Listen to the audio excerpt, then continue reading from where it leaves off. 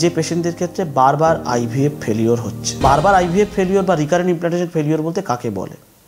একটা ফেলিওর হলে কি বারবার ফেলিওর, বা দুটো ফেলিওর হলে বারবার ফেলিওর? না, আমাদের ডেফিনিশন ওয়াইজ 3টে বা তার বেশি যদি ফেলিওর হয় তখন আমরা সেটাকে রিকারেন্ট ইমপ্ল্যান্টেশন ফেলিওর বলি। সেটা যদি আমাদের ক্লিনিকে হোক বা বাইরে কোথাও হয়, আমাদের কাছে পেশেন্ট আসেন, তখন কিছু কিছু ব্যাপার আমাদের আগে বিষয় আমাদের চেক করতে হয়। আমাদের দেখতে হয় যে কেন ফেলিওরটা হলো, তার কি কোনো কারণ আছে, আর যদি কারণ থাকে তার কিছু সমাধান কি আছে, তখনই আমরা পেশেন্টদের আরও কোনো আইভিএফ সাইকেল করার পরামর্শ দিই।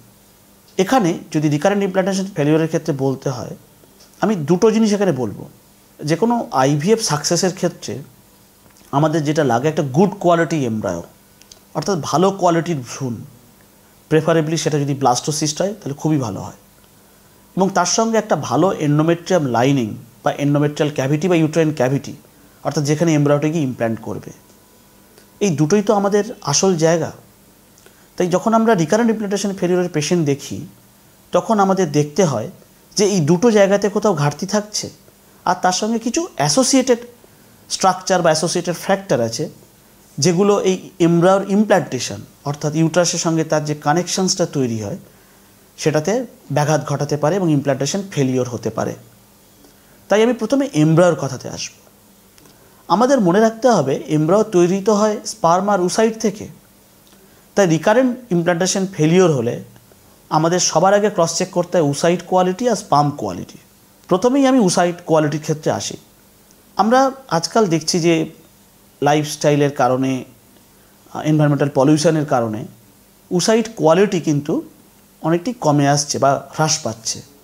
এবং আমরা আগে দেখতাম যে 35-এর পরে যে উসাইট তৈরি হওয়ার, অর্থাৎ ওভারির যে ডিম তৈরি করার ক্ষমতা বা ওভারিয়ান রিজার্ভ সেটা কমতো, সেটা এখন অনেক ক্ষেত্রে 32-33 বছর পরেই আমরা দেখছি ওভারির ডিম তৈরি করার ক্ষমতা কমে যাচ্ছে। ক্ষমতা যেমন কমছে তার সঙ্গে সঙ্গে তার কোয়ালিটিও হ্রাস পাচ্ছে অনেক ক্ষেত্রে।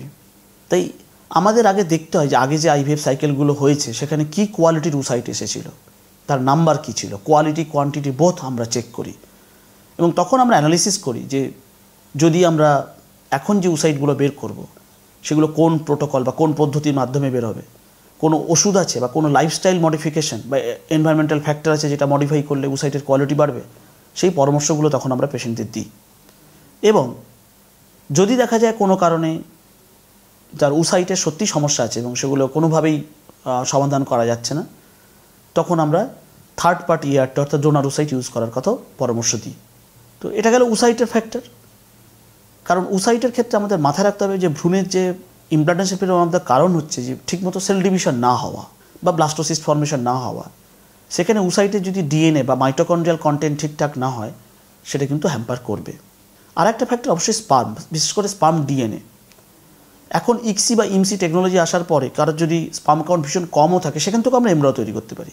কিন্তু স্পার্মের যে ডিএনএ কন্টেন্ট সেটা ভীষণ গুরুত্বপূর্ণ, কারণ এই স্পার্মের ডিএনএ কন্টেন্টের উপর নির্ভর করে এই এমব্রায়োর সেল ডিভিশন বা গ্রো করার ক্ষমতা। তাই যাদের রিকারেন্ট ইমপ্ল্যান্টেশন ফেলিওর হচ্ছে আমরা অনেক ক্ষেত্রে স্পার্ম ডিএনএ ফ্র্যাগমেন্টেশন চেক করার পরামর্শ দিই।